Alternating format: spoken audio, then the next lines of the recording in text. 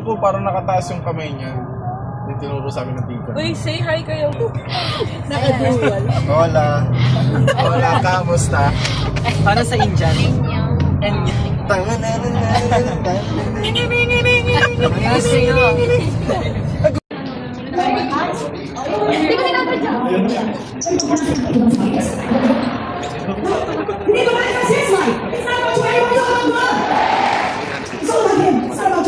He is dead.